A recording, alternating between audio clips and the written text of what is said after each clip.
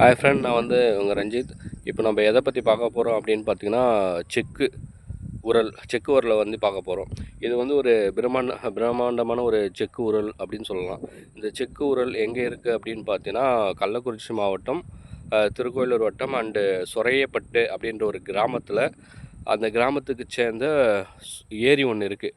அந்த ஏரியில் தான் இந்த செக்கு உரல் இருக்குது. ஓகேங்களா? அந்த செக்கு உரலை தான் இப்போது உங்கள்கிட்ட காமிக்க போகிறேன். அங்கே இருக்க பாருங்கள். பட் ஏரியில் தண்ணி இருக்குது. ஓகேங்களா? நம்ம ஸ்லோ தான் போகணும். இது மிகப்பெரிய ஒரு பிரம்மாண்டமான ஒரு செக்கு உரல். இது நம்ம சுதந்திர போராட்ட வீரர் வஉசி செக்கு ஈர்த்திருப்பார்.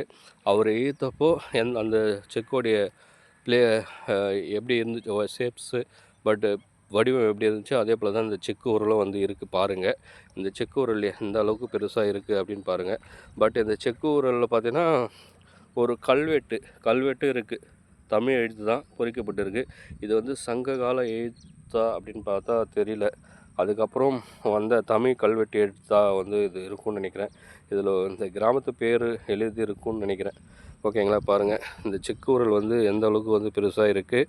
பட் தண்ணி இருக்குது. இதோடைய ஹைட்டு, இதோடைய லென்த்து, நீளம், அதே போல் பார்த்தோன்னா நம்ம எண்ணெய் ஆடும் இல்லையா, அந்த ஷேப்ஸ் பாருங்கள் எப்படி செஞ்சுருக்காங்க, செதுக்கியிருக்காங்க அப்போது வாழ்ந்த மக்கள் அப்படின்னு சொல்லிட்டு பார்க்குறோம்.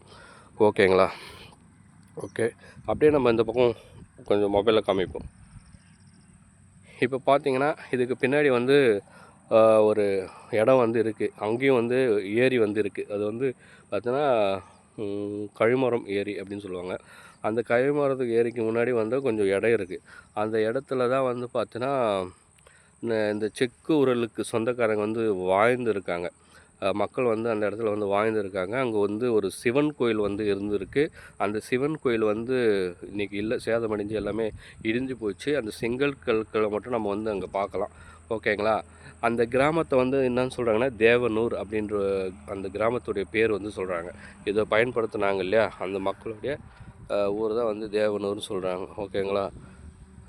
இந்த மக்கள் இங்கே செக்கு இழுத்துருக்காங்க. என்ன சொல்கிறாங்கன்னா, வாய்மொழி செய்தி தான் இது. என்ன சொன்னாங்க அப்படின்னு பார்த்தீங்கன்னா, இந்த செக்கு உரலை பற்றி இந்த வாழ்ந்த தேவனூர் கிராமத்தில் வாழ்ந்த மக்கள் இங்கே தான் எண்ணெய் ஆடுவாங்களாம்.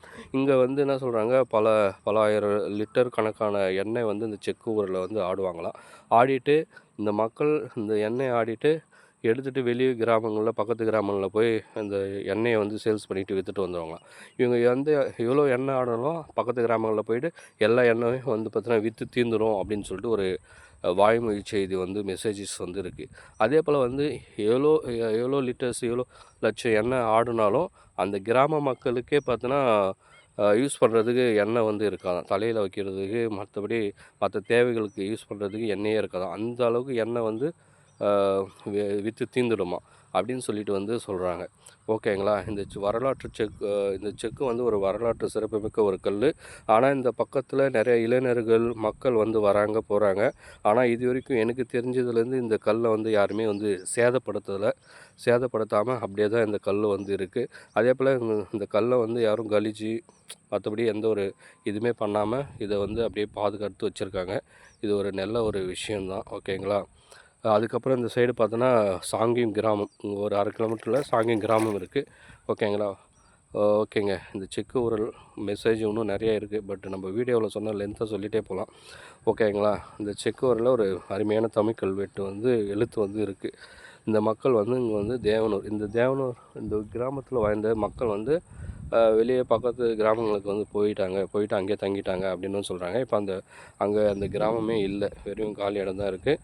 அவங்க வரலாற்று, அவங்க நினைவுகளை நினைவுபடுத்தக்கூடிய ஒரே இந்த செக்கு உரல் மட்டும்தான் இங்கே இன்னும் இருக்குது. ஓகேங்களா? இதோடைய ஷேப் பாருங்கள், இதோடைய ஹைட் பாருங்கள், இதோடைய எந்த அளவுக்கு இந்த கல்லுடைய வெயிட் இருக்கும் அப்படின்னு பாருங்கள். இதில் ஒரு எழுத்தும் தமிழ் எழுத்தும் பொறிக்கப்பட்டிருக்கு, கல்வெட்டு இருக்குது. ஓகேங்களா? Okay friend, okay, bye. இது ஃபுல் ஏரி. பட் இந்த ஏரியில் ஃபுல்லாக தண்ணி இருக்குது பாருங்கள். ஓகே,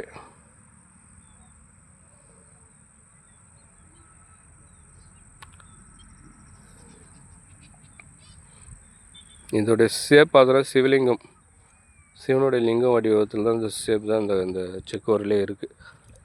எந்த அளவு இருக்குது பாருங்கள், அருமையாக செஞ்சுருக்காங்க. இது அதே போல் அதோடைய உள்ள ஃபீட் ஆழம் வந்து கண்டிப்பாக ஒரு 2 அடிக்கு மேலே ஆழம் இருக்கும்னு நினைக்கிறேன். அதில் மண் இருக்குது, அதை நம்ம தோண்ட முடியாது.